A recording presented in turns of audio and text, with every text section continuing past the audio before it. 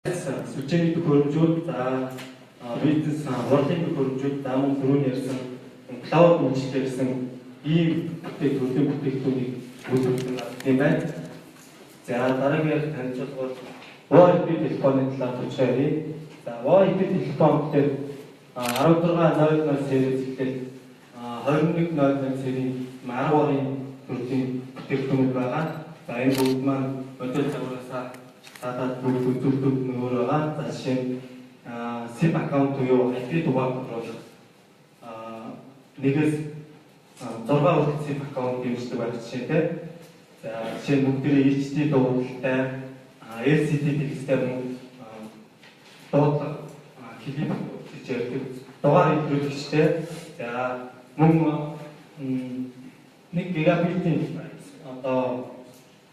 доор буюу хос интерфейстэй байгаа. За энэ яг юу гэхээр нэгдүгээр IP утсаас мэдээж сүлжээнд холбогдно. За нөгөө дангаас аваад мэдээж компьютер руугаа ч юм уу, ноутбук руу ч юм уу, бридж ч юм уу ийм даваа талтай байгаа. Ганцхан бүх утаснууд маань ийм хос интерфейстэй байгаа сүлжээний. За дээр 500-аас 2000 хүртэл дугаар хадгалах ийм боломжтой байгаа. За энэ утаснууд маань ерөнхийдөө бид нар эзэгч байгууллагуудаа санал болгохдоо ерөнхийдөө энэ дээр энгийн утас болон ресепшний утас, менежерийн утас жишээний санал болгодог байгаа. Жишээ нь манай хамгийн их борлуулалттай энгийн утас маань 1610 гэх ийм загварын утас байгаа. За жишээ нь ресепшний утас гэдэг хэрэглээрээ 2160 серийн ийм утас байгаа. Энэ яагаад ресепшн дээр санал болгоод байгаа юм бэ гэхээр энэ маань өөрөөр нөгөө дотор дугаар буюу экстеншнүүдээ бүртгэх ийм 24 ийм төвчтөртэй байгаа. Жишээ нь байгууллагын ресепшн дуудлага орж ирлээ. Дуудлага захирал руугаа ч юм уу, санхүү руугаа ч юм уу шилжүүлээ гэх юм бол заавал тэтгэлгөө задлалтай заавал олон дугаар цуглуулад байхгүй. Нэг экстеншнээр 1900 дугаар бүртгэсэн бол тэр ганц дугаар дараа шилжүүлж жишээ нь тэтгэлгөө холбогдохдоо 1001 ч юм уу ганц төвч дараа холбогдсон рүү ярих боломжтой. За ийм утаснууд байгаа. За энэ утаснууд маань өчигдрийн өрөөнд ихэнх байгаа. Та бүхэн дараа сонирхолтой байна. За энэ дээр 17 онд шинээр гарсан wireless сүлжээ утасны зөвлөлтийг танилцуулж байна. За энэ маань DP750 болон DP720 гэсэн загварын утаснууд байгаа. За DP750 гэхээр яг утас нь биш. Энэ яг суурь станц нь явуулчихсан. Энэ дээр ерөнхийдөө дугаараа тохируулна. Энэ суурь маань өөртөө бүх тохиргоо юмнуудыг авах гэсэн. За өөртөө 10 SIM аккаунт 10 IP дугаар бүрдэх боломжтой. За энэ суурь дээр ийм DP720 гэсэн ийм гарнаас 5-ыг холбоо ажиллах боломжтой. Жишээ нь нэг офс ч юм уу нэг давхар суудаг өрөө ойрхон хүмүүс бол 5 ширхэг утас шаардлагатай болоо гэхээр заавал энэ суурьчээр бүгдийг аваад байхгүйгээр нэг суурь авч сүлжээ залгаад 5 утсаа холбоод өөрөөрөө тавьчихдаг. Эдийн засгийн хувьд бас их хэмнэлттэй. Дээр нь гадны орчинд бол 300 м, дотор орчинд бол 50 м орчинд бол чөлөөтэй хугацаар яриад явах боломжтой. За ийм шин загварын утас гараад манай дээр худалдаа хийж байгаа юм байна. За энэ дээр бодохгүй худалдаанд гарах GXP 1760 болон 1780 гэсэн серийн утаснуудыг энэ дээр харуулж байна. Энэ маань өмнөх утаснуудаас дэлгэцэл маш өөрхөн юм гэдэг. Дизайны хувьд бол илүү сайн. За төрсний нэвтрэлтийн хувьд бол бүр илүү сайн болсон байгаа. За энэ дээр хүснэгтэй үзүүлэлтийг харуулж байна. За энэ нь 6-аас 8 хүртэл лайнтай 4 болон IP дугаар тохируулах боломжтой. Өмнө ярьжсэн дугаар санах нь бол 500-аас эхэлж ирсэн бол энэ маань бүр 2000 хүртэл дугаар санах. За мэдээж хүчний нэвтрэлтнүүд 280 хэмжээтэй өмнөх утаснуудаас илүү сайжирсан байгаа. За мэдээж гигабит сүлжээний хос боордтой түрүүн бридж хийж болно гэж ярьсан. Компьютер руу болон бусад төхөөрөмж рүү сүлжээ авах боломжтой. За мөн өөрөөр USB port. За бас нэг утаснуудын маань давуу тал гэх юм бол power over internet гэж байгаа. Одоо манайхан POI гэж ярьдаг те хоёр хичээлээ шийдэх боломжтой. Дангийн утсаараа авахар хичээлээ авах боломжтой. Бүх утаснууд маань ер нь ийм технологиг дэмждэг байгаа. За дараагийн танилцуулах хэсэг маань бол видео утасны талаар байна. За энэ дээр 3240 гэсэн ийм загварын утас байна. Энэ маань ерөнхийдөө бол удирдах түвшний одоо менежерүүд юм уу, гүйцэтгэх захирлууд юм уу те эднэртэй бид нар санал болгоод явдаг байгаа. Яг тэгэхээр эдгээр маань өөрөөр Android үйлдвэрлэлийн системтэй Android үйлдвэрлэлийн системээр Play Store-оос Android application Skype те аппликейшнуудыг татаж суулгаад тэн дээрээ смарт гар утас шиг ч юм уу, компьютер шиг ч юм уу ашиглаад явах боломжтой байгаа. Дээр нь өөрөө touch дэлгэцтэй ашиглахад бүр хэлбэр заавал төвч дараад байхгүй. За дээр нь сүлжээн Wi-Fi-аар холбогдсон Bluetooth, USB, SD card гэх мэт дэмждэг ийм утаснууд байгаа. За дараагийн утас маань бүр захирлууд, замун өдөрт төвчний захирлууд санд болоод GX-ийн 3275 гэсэн байгаа. Энэ маань мөн Android үйлдвэрлэлийн системтэй. Одоо энэ чинь бүрий touch дэлгэцтэй ямар нэг touch байхгүй. За мөн Play Store-оос бол Android application-уудыг татаад суулгах боломжтой, ашиглах боломжтой. За Wi-Fi, Bluetooth, HDMI гэж бүгдийг дэмждэг ийм өдөрт төвчний хүмүүстэй суулгах байна. За дараагийн танилцуулах хэсэг маань бол одоо бидний ярьж байсан APX өвөг болон APX-ээс хитвэ гэж хөрвүүлэгч төхөөрөмжүүд. За энэ талаар товчхон ярив. За энэ дээр APX өвөг хитвэний степ гарсан байна. За энэ маань болохоор 4 болон 8 порттой APX өвөг хитвэ хөрвүүлэгчтэй. За энийг жишээнээр ярил л да. За жишээ нь манай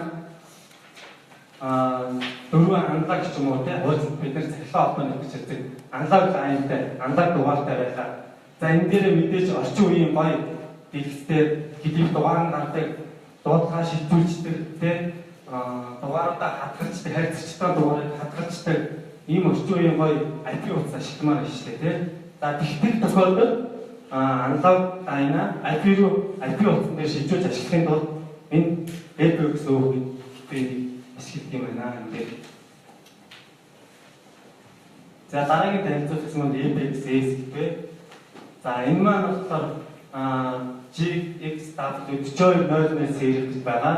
За энэ дээр 16, 42, 48 гэсэн портуудтай. За APX-S гэдэг нь яг тийм байх гэхээр энэ маань одоо хэрэглэгч маань одоо дугаар болж аналог системээс нь за IP-тэй боллоо. Үр ашигтай одоо саяны өмнөх слайдууд дээр гарсан ер нь бол одоо IPv6-тэй өргөдөх боломжтой ийм сүүлийн дэвшилт одоо IPv6 авч тавья те IP дугаар авъя шинжилсэн тохиолдолд хэрэглэгч мань хуучин баахан анлаг утастай баахан анлаг утсаа 50 хэрэглэгчтэй шүү 50 анлаг утсаа болоод 50 IP утсаа авъя гэж тооцоолох нөгөөх маань эдийн засгийн хувьд те жоо өндөр болчих гээд байдаг. Тэр үед маань энэ APX энэ хэтвэр нь ашиглаад IP утаснууд анлаг утаснууд ашиглах нэ. Энэ бол манай компаниуд бол маш их гардаг юм л да. Одоо анлаг утас ашигламаар байна. IPv6 авчия. Яаж анлаг утас ашиглах вэ? Тэр тохиолдолд энэ APX S-ийг өргөж ашигладаг байна. За 17 онд бол мөн APX S-ийг нь бол одоо баг порттой, нэг порттой, хоёр порттой байна уу гэж хэлчихсэн маш их асуудаг. Нэг утас залах гэсэн, хоёр утас анлаг утас залах гэсэн. Таны дээр дандаа 10-ээс дээш порттой байна. Сая 17 оны сүүлээр энэ 17 оны ихээр HD 812 болон HD 814 гэсэн хоёр болон дөрвөн APX порттой ийм хэтвэр шинээр бодлоготой гэсэн юм байна. За түрүүний ярьсан IPv6-ийн талаар очихъя. За IPv6 дээр бол UCM 6200 болон UCM 6510 серийн IPv6-ийг танилцуулж байна. Та бүхэн одоо манай IPv6 ашигладаг газруудаас ирсэн байх мэдж байгаа. 6200 болсон. За өмнө нь 2017 онд сая шинээр 6200 сер нь шинэ болж гарсан байгаа. Өмнө нь 6100 серийн ийм IPv6 төхөөрөмжүүд байсан. За энэ бүснэгтээс харьцуулсан одоо үзүүлэлтүүдийг та бүхэн харж байна. За UCM 6200 серийн IPPX төхөөрөмж маань дотроо 6202 04 08 гэсэн ийм модельүүд байгаа. Мөн 65 10. За энэ дээр код үзүүлэлтүүдийг ярьж байна. За SIP Trunk гэдэг байгаа тийм энэ дээр мэдээж IP дугаар тохируулах. Энэ гурван PPX маань 50 хүртэл IP дугаарыг өөрөөр тохируулах боломжтой. 65 10 сая unlimited чинь сая камтын зөвлөлийн дээр гарсан. Мобис дээр гарч байгаа. Мобис бол тийм бага хэрэглэжтэй биш 2000-аас дээш хэрэглэжтэй. Тэн дээр үл жишээ манай 65 гарвал маш сайн зөвчөж жишээний. За энэ дээр user-ийг харуулсан байна. User гэхээр дотоод extension ярьж байгаа тийм. За энэ маань хамгийн бага загварын PPX дээр 500 хүртэл. Тэгэл 800 2000 жишээтэй. За бас PPX дээр нэг чухал зүйл зэрэг дуудлага хийх боломжууд байдаг. За жишээ нь SIM 6202 дээр 30 удаа 30 зэрэг дуудлага хийх боломжтой бол 6204 дээр 48 100 200 гэж болж байгаа жишээтэй. За жишээ нь манай PPX-ууд маань бас нэг давуу тал нь гэх юм бол хэрэглэгчдэр ийм кейс гардаг л та. За манайх нэг IP team дугаартай IP PPX байна уу гэхээр IP PPX байна гэж санд болгодог. Тэнгүүд манай давхар захиргаа холбооны нэг 2 дугаартай тэрийг хуучин бүр ашигтай явж байгаа учраас тэрийг бас ашиглах хэрэгтэй байна. Тэр тохиолдолд яах вэ?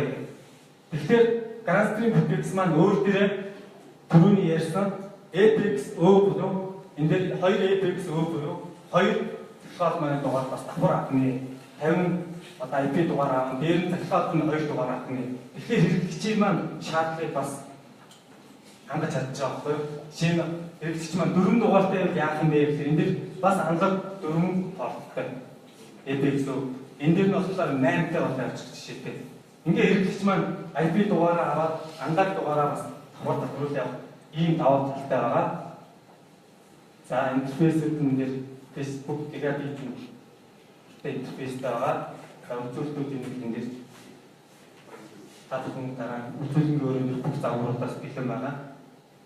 Танилцж байна. За аудио конференц, видео конференцийн талаар гарч ирж байна. За энэ дээр сая бүхэн ярьсан GVC 3200 болон 3202 гэсэн загварууд байна. За энэ дээр түрүүндээ үзүүлэлтүүд ярьж учраас би энэ дээр ганц нэг даваа талын дээр чи манай IPPX болон видео конференцийн төхөөрөмж дээр одоо ямар нэгэн лицензийн төлбөр гэж юусаа гаргахгүй. Тэгээ анлаг дээр бол одоо хэрэглэгч нэмэх болон тийм анлаг байн нэмэх гэдэг тусдаа төлбөртэй бол манай PPX болон видео конференцийн төхөөрөмж дээр бол ямар нэгэн лиценз байхгүй байгаа. За хэрэглэхэд мэдээж хэлбэр. За энэ дээр аудио конференц шийдэлтэй бол JC 2500 гэсэн аудио конференцийн ийм төхөөрөмж байгаа. За энэ маань мэдээж Android community системтэй за 6 SIP аккаунтыг 6 IP дугаар суурьлуулаад тэргээрээ одоо аудио хурдлаар хийж болох юм байна. За дээр нь сүлжээнд бол Wi-Fi бүтээгдэхүүн олох боломжтой. За энэ дээр бас нэг ийм асуудал гардаг юм байна дээр. Жишээ нь одоо байгууллага бас олон харилцагчтай том байгууллагууд бол хурлын өрөө маш том байдаг тийм. Тэгээ аудио хурлыг, видео хурлыг аль аль шаардлага гардаг.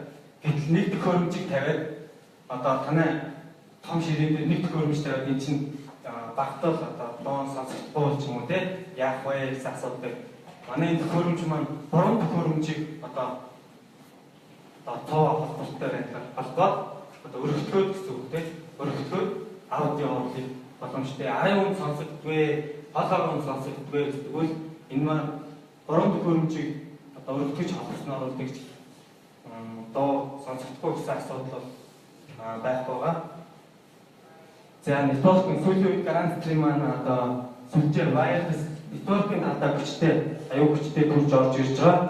За энэ дээр төлөөлсөн төхөөрөмжүүдийн үл нэг хамт захиралтай гарсан учраас би давчаан танилцуулаад шийдэж болж байна. 76 болон 7610 гэсэн access point-ууд манай дээр шинээр гарсан байгаа. За энэ дээр хэрэглэгчийн тоол 450 болон 250 нэлээд өндөр тоотой байгаа. Дээр нь одоо Wi-Fi стандарт сүүлийн стандарт EC дэмждэг ийм давталтай байгаа. За үүний хувьд бол одоо манай зах зээл зарж байгаа EC дэмждэг Wi-Fi гэдэг харьцуулахад бол үнийн хувьд бол маш боломжтой байгаа. Жишээ нь 7600 сери access нөт орсон. За энэ дээр нүүл 7600 сери нь босод брэнд одоо бидний сайн мэдэх Ubiquiti болон Dacos хоёртой харьцуулсан байна. Энэ дээр харьцуулалт дээр нүүл одоо хэрэглэгчийн тоо бол маш өндөр. Тийм адилхан EC дэмждэг. За бидний ярьдаг throughput гэж байна тийм Wi-Fi.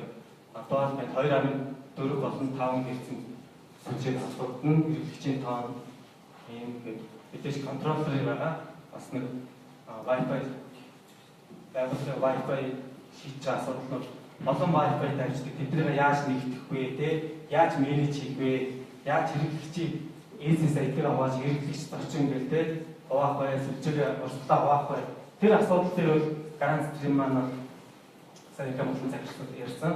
Төрөнд маань өөр дээрээ контроллер бэйсэд байгаа. За жишээ нь одоо 7600 сэрийн access point бол өөр дээрээ боч хүртэх юм access point-ийг нэхгээд менеж хийгээд өдөртөө ингээ явах боломжтой байна. За энэ дээр